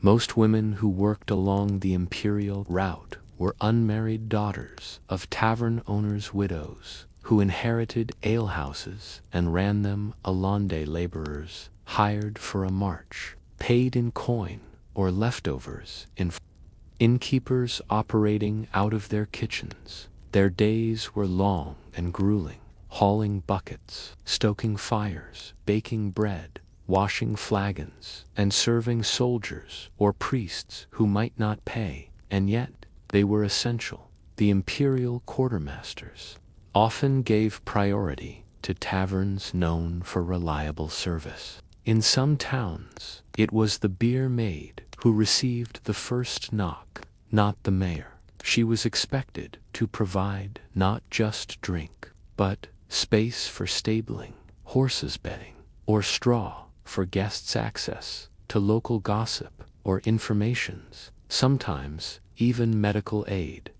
For wounded travelers she was not an accessory to the imperial march, she was part of its supply chain in many parts of the empire. Brewing was a regulated privilege. Women who ran alehouses had to pay taxes on malt and hops, submit samples to beer inspectors, register guests, if requested by a abide by rules regarding moral conduct on premises, but these rules were often flexible, especially when the emperor came to town. Records from the Diet of Nuremberg in 1356 show several women receiving temporary exemptions from brewing laws, authorized by the imperial court, allowing them to serve after curfew in larger volumes, or with relaxed pricing restrictions. These temporary licenses were a double-edged sword. On one hand, they brought profit and prestige. On the other, they brought scrutiny and unwanted attention, because with power came danger. To serve imperial guests was both an honor and a risk. Some were respectful, others were drunk, violent, or entitled. Soldiers, especially mercenaries attached to the retinue, were known for unpaid tabs and uninvited advances. A 14th century complaint from a beer made in UME describes being pushed against the barrels by men who wore the eagle crest and paid with empty promises. Others had to protect their property from being requisitioned outright, while the emperor might issue letters of protection for towns on the route. These often meant little when hungry men arrived unannounced and officials turned a blind eye. Some women took defensive measures, hiring local boys to guard doors, locking storage, cellars serving watered beer, to the rowdiest guests keeping private rooms, locked unless paid up front. Still, the imperial shadow loomed large, and saying no was rarely an option. There is no denying that sexual encounters took place along the imperial route, some consensual, others not. For women who worked in roadside taverns, intimacy was both a risk and a negotiation. Some women took lovers within the procession, hoping for favor, coin, or protection, were coerced or pressured into sex under threat of losing their license, provided discreet services in exchange for immunity from taxation or seizure, engaged in brief companionship, especially with foreign envoys who traveled alone. But records rarely say this outright. Instead, we read euphemisms. She received the night with privacy. Her rooms were too welcoming to remain unsupervised. The beer maid was found in the company of the imperial court beyond hours of ale. Even when consensual, these interactions could result in scandal or ostracism. One woman in Regensburg was later denied burial near her family due to immoral hospitality rendered during the passage of the crown, her name, Elspeth, being visible, yet, for all the risks, beer maids wielded quiet influence. They controlled who got the first pour. They overheard plans and plots. They could warn townspeople of coming imperial demands. They knew who was on the road and who had left. In disgrace, some even formed unofficial networks, relaying messages, coordinating supplies, or protecting each other from harassment. These women lived at the intersections of power and poverty, crafting spaces of warmth and resistance in the path of empires. Their stories are not carved into triumphal arches, but they shaped the texture of imperial movement as surely as banners or treaties did. As the emperor rode by, flags snapping in the wind, who watched from the window, who fed his retinue, washed their dishes, whispered secrets over warm bread and cold beer. Not the chroniclers, not the nobles, the beer maid. What happened to these women when the emperor passed and left them with the debts, the stains, and the silence?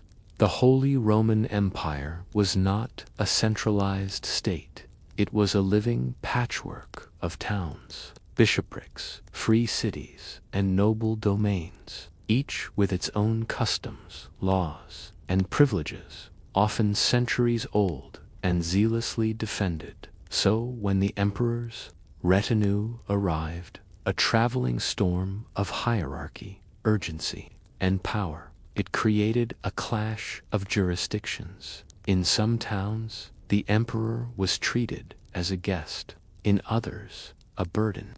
And for beer maids, whose livelihoods relied on town-issued brewing rights, the presence of imperial officials often meant temporary suspension of local protections. This opened the door to arbitrary demands for service, sometimes beyond what law allowed. Impromptu searches of cellars and rooms, confiscation of casks in the name of the crown, refusal of payment by imperial officers or guards. Beer maids had no recourse. The officials were transitory, often gone before complaints could be filed. The emperor was untouchable, and local councils were reluctant to confront the crown. This created a brutal equation: serve now, suffer later. Beer was not only a drink, it was currency, especially during imperial visits. In villages with no proper coinage, or where silver had been hoarded, imperial officials often drank on credit. Beer maids were expected to keep running tabs for soldiers and knights, trust imperial IOUs, sometimes handwritten, often worthless, accept goods in trade: a cloak, a dagger, a string of rosary beads, many of which held no market value. Records from Schwabisch Hall in 1423 describe over 40 unpaid beer debts following an imperial diet, most owed to women running taverns within 100 yards of the main square. The debtors, chaplains, guards, envoys, even a herald of the emperor himself. But the women could not pursue these debts. Instead, they were taxed on reported sales, regardless of collection. So they paid twice, once in labor, and again in punishment for their own trust. Not all imperial visits were peaceful. At times, the emperor's road was followed by raiders, disgruntled soldiers, or politofactions seeking to intercept supplies or influence. In 1381, during a minor imperial skirmish near the Bohemian border, a traveling beer maid named Lena of Eger was caught in the aftermath. Her cart, laden with barrels, was overturned. By fleeing troops, her assistant was taken, pressed into service. The record says Lena herself was beaten when she refused to hand over her last jug. She later appeared in the town court of Regensburg to petition for restitution, the judgment. She should have rendered her service more freely in the name of imperial need. No compensation was awarded, no justice rendered, just silence. Despite the dangers, beer maids were not powerless. In many towns, they became repositories of information. They knew which envoy was drunk, which soldier was angry, which monk asked for more than wine, which noblewoman met someone, not her husband, upstairs, and sometimes they used that knowledge carefully. Some women became informal spies, selling information to local councils, trying to monitor imperial intentions, guilds, defending trade secrets, competing noble houses, eager to know who was favored in the processions. Was dangerous work. One beer maid, Gertrude of Speyer, was found dead in 1399, her body thrown into the well behind her tavern. Rumors swirled that she had overheard something, about a bribe passed to a visiting duke. To no investigation followed. She was buried quietly. The well was sealed. The tavern reopened under a man's name. Yet, for all the empire's might, buyer, maids survived through each other. They formed informal sisterhoods, sharing warnings about approaching men known for violence recipes, for stronger or safer brew strategies, for managing imperial guests without losing safety or dignity in minds. A group of 4 tavern women pooled resources to buy one woman's brewing license, back after she lost it due to a church scandal. They served from her kitchen until the town council relented. In women were known to pass coded messages via loaves of bread or inked marks on tankards. These were not resistance movements in the political sense, but they were acts of survival. Stitched in lace, whispered behind curtains, hidden in barrels. One truth loomed over everything. The emperor always left when the procession moved on.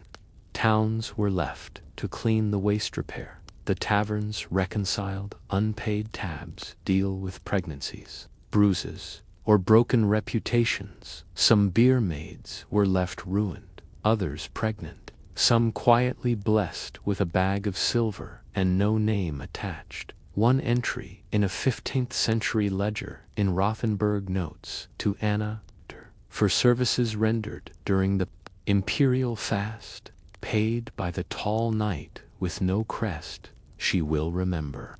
The history doesn't tell us what she remembered, but we can imagine the heat of an overcrowded alehouse, the smell of sweat and wax, the eyes of men who saw everything and nothing. What does it mean to serve an empire that cannot remember your name, but that needs your hands, your barrels, your bed? The beer maids of the Holy Roman roadways fed an empire they could not question, protected one another in the shadows of banners, and vanished when the dust settled. So when we write of emperors, do we ever ask who poured his drink, who watched him leave, and who paid for what came after? When the emperor's retinue disappeared over the horizon, flags fluttering, hooves drumming, what remained was often broken furniture, spoiled barrels, and quiet debts. For most beer maids, this was the moment when true reckoning began. They had to scrub floors stained by soldiers' boots, account for lost or broken goods, pay taxes based on assumed profits, not real earnings, answer to townspeople who resented the imperial intrusion worse.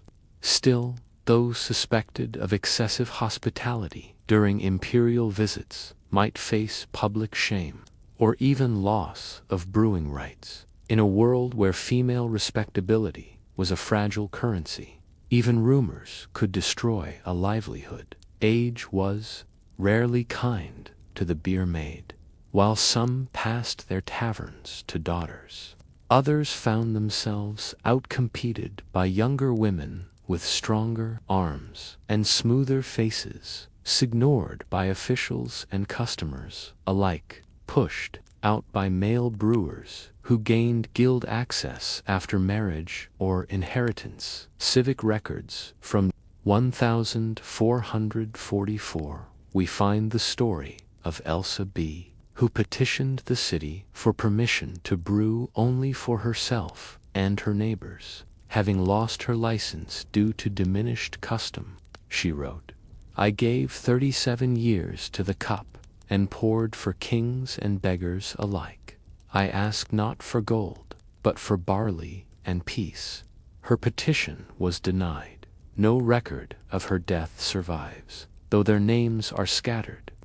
Beer maids do appear like vapor trails in the margins of legal ledgers, tavern rolls, and tax complaints.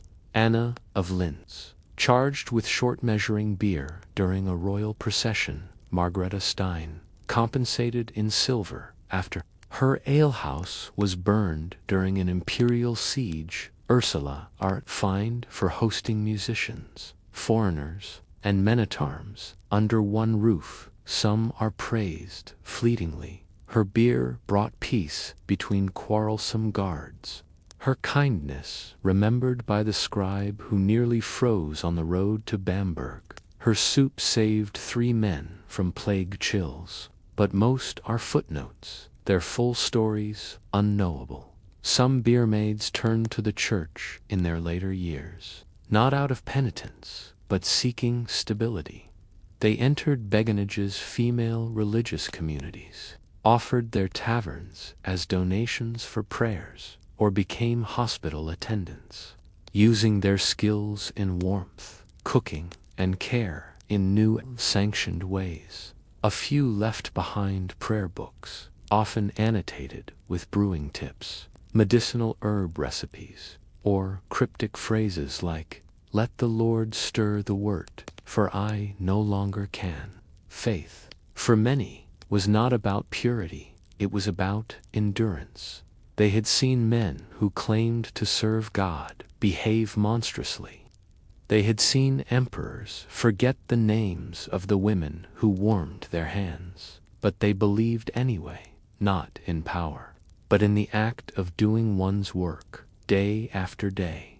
Over time, the figure of the beer maid slipped into folklore, not as she was, but as men remembered her, a flirt with full tankards, a temptress with braided hair, footnote in songs sung by drunk mercenaries. But beneath the caricature was a deeper reality, a laborer, a witness, a quiet historian of the road. She knew which emperors treated people well.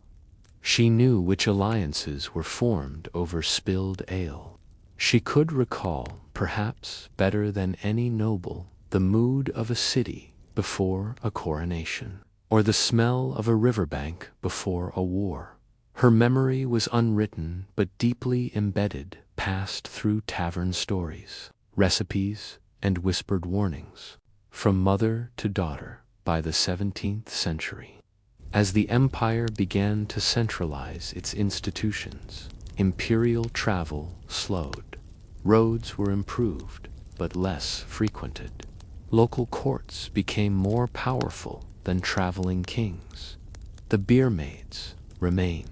But the march was over. Some taverns became inns, others became ruins. But in the back corners of these old places, in cellars with faded chalk marks, in planks, worn smooth by uncountable hands, the story lingers. And if you sit quietly enough, you might still feel her presence. The scrape of a cutha, flicker of a candle, the hush before a secret is shared. What did the Holy Roman Empire rest on? Kings, bishops, laws? Or was it built on the labor of invisible women, women who poured warmth into wooden cups, stood their ground beside roaring fires, and disappeared into silence so history could keep marching? When power moves on, it rarely looks back, but the beer maid, she watched it all, and perhaps she knew more than any emperor ever would. From the 13th to 16th centuries, the Hanseatic League dominated northern European trade, a powerful confederation of merchant cities stretching from London to Toulon. The League moved goods, silver, and laws across seas and rivers, binding ports like Hamburg, Danzig, Reval, and Visby into a commercial super network. But trade did more than bring barrels of herring or bolts of cloth. It brought merchants, apprentices, long absences from home-dense quarters with wine, money, and downtime in every Hanseatic city. There was a pressing question few dared to ask in public: who would feed, house, entertain, and sometimes sleep with these men? The answer was often the hostess, a woman who blurred the lines between landlady, innkeeper, entertainer, and sex worker. Cities needed her.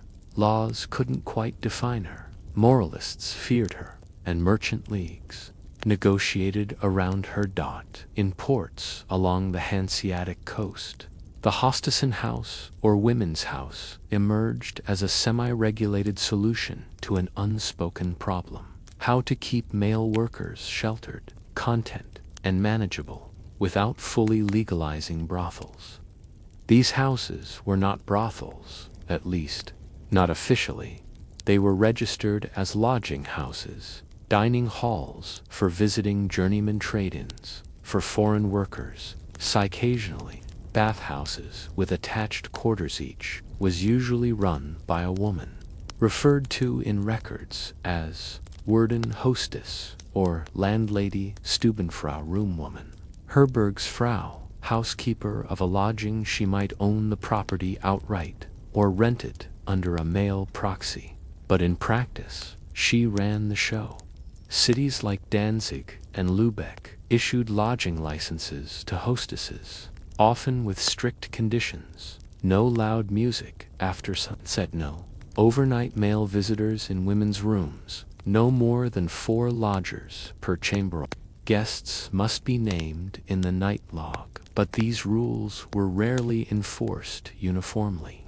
Officials knew that in times of high trade, or during storms, when ships were delayed, rules bent under pressure. Inspectors would sometimes accept bribes or free stays. One document from Hamburg's Merchant Council notes, "The Widow Braun's house continues to host seamen well past the toll bell, yet her sheets are clean, her rooms orderly, and her accounts paid. This is legal code for, she is breaking rules, but she is useful.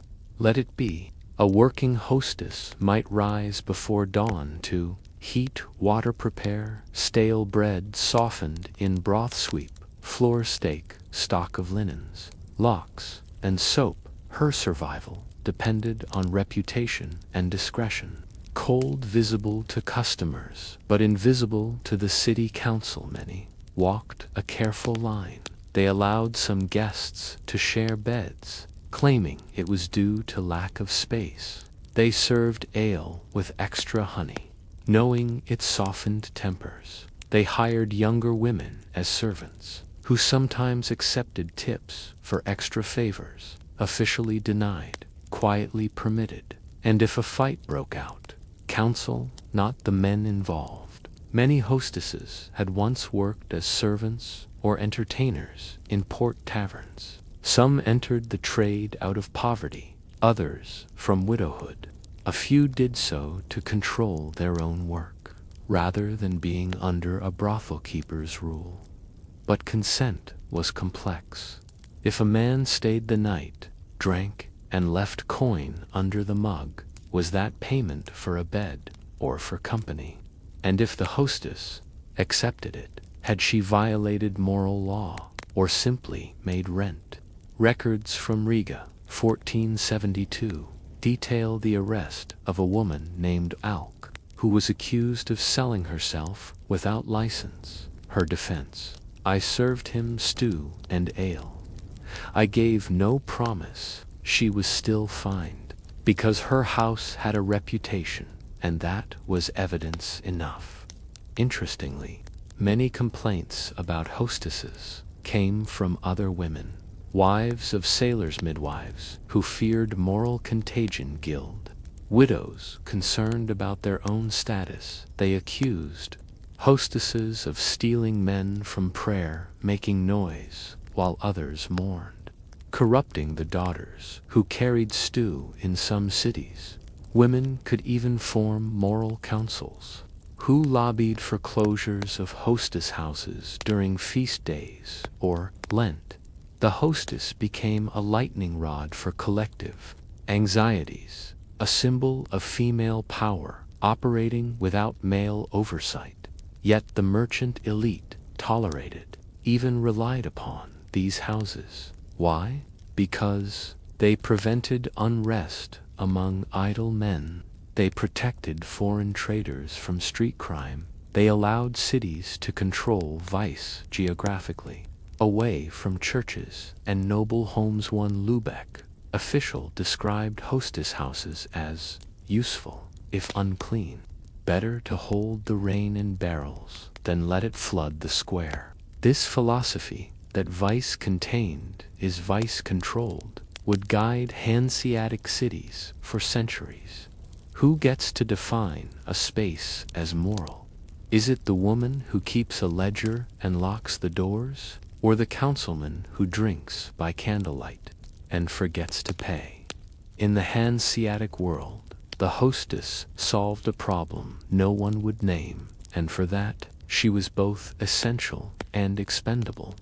But what happened when a hostess became too powerful, too visible, or simply too inconvenient? By the late 15th century, Hanseatic cities were no longer loose associations of sea traders and guilds. They were becoming bureaucratic powers. With their growth came the rise of professional magistrates' civic ordinances on public morality regulations, designed to cleanse city centers as trade boomed. Urban leaders feared social disorder, particularly that caused by rowdy single men, unsanctioned vice, and the uncertainty of female-run establishments. The hostess, once useful, began to appear in new kinds of documents, not tax rolls, but moral audits, not merchant logs, but court prosecutions, not guest registries, but lists of civic undesirable cities, like Danzig, Bremen, and Tallinn, created sanctioned lodging zones, often placing hostess houses outside city walls near execution fields and disused quarters, far from markets or churches. This was spatial. Language, zoning as judgment. The late medieval turn toward legalism and moral reform did not ban the hostess outright. Instead, it redefined her behavior in terms that guaranteed failure. New ordinances demanded written guest registries, signed and witnessed monthly inspections by all male moral councils, proof of separate bedding, or any performance past sunset. The aim was not to regulate, it was to make the job impossible. Consent became a legal fiction. If a woman allowed a man to stay, she was guilty of soliciting. If she refused and he complained, she was obstructing trade. If her assistant took a tip and didn't report it, the hostess was fined for disorderly keeping. Even passive tolerance became active guilt. With enforcement came escalation. The hostess, long a tolerated figure, was now recast as a moral contagion, and sometimes even as a witch. Records from Rostock and Lubeck include accusations such as, she used herbs in her food to soften men's resolve. She was seen speaking Latin to herself after the toll bell. She kept dolls made of straw above her hearth.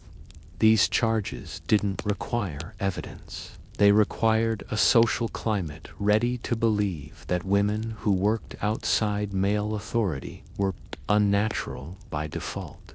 In 1502, a woman named Greet Salzwedel was burned outside Stralsund.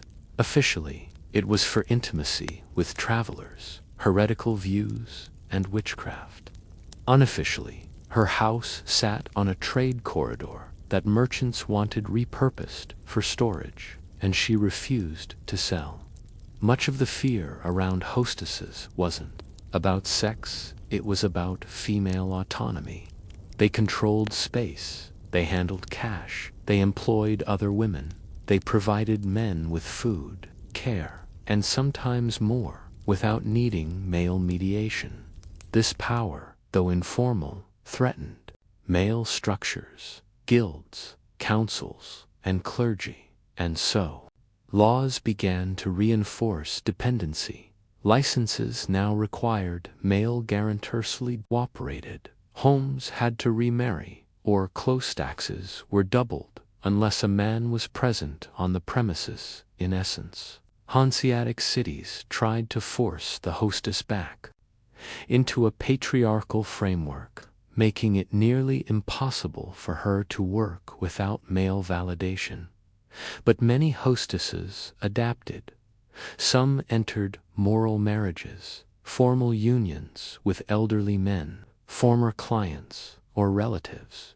These were less about love than about legal protection. Others employed public sons, younger men whose job was to appear as coners, while the woman continued to manage everything behind the scenes.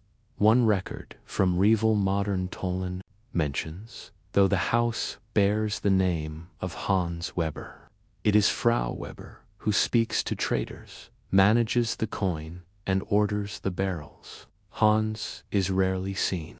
This was a game of appearances, a performance, required to survive, but it came at a cost. Women who had once run their homes freely were now forced to stage subordination, just to keep the doors open. Hostesses were caught between the needs of their guests, who wanted warmth, food, and discretion, the demands of the council, which wanted compliance, silence, and taxes, the moral gaze of society, which wanted women out of sight. Unless kneeling in prayer, every choice was a risk. If she refused a guest, she could be blacklisted. If she accepted him, she could be accused. If she worked alone, she was a witch. If she hired others, she was running a brothel. If she married, she lost her independence. If she stayed single, she lost her license. In this environment, the hostess was not immoral, she was impossible. What happens to a woman when the law defines her presence as transgression, her livelihood as deviance, and her autonomy as witchcraft? The hostess didn't vanish because she was wrong. She vanished because she solved a problem society didn't want to admit it had. And as Hanseatic cities wrote her out of the law books, what stories did they silence with her? By the early 16th century, the winds in Hanseatic cities had shifted. The Reformation swept through Northern Europe, bringing with it new sermons on morality, tighter scrutiny of female labor, a reinvigorated sense of civic cleanliness. Clergy no longer turned a blind eye to unofficial lodgings. Merchant guilds feared their reputation among increasingly literate and pious citizens, and councils, under pressure to modernize, passed laws that made it nearly impossible for a hostess house to legally operate in the city of Lübeck. 1525 saw a slate of new ordinances that effectively criminalized all forms of female-hosted lodging unless directly overseen by male guild members or religious authorities.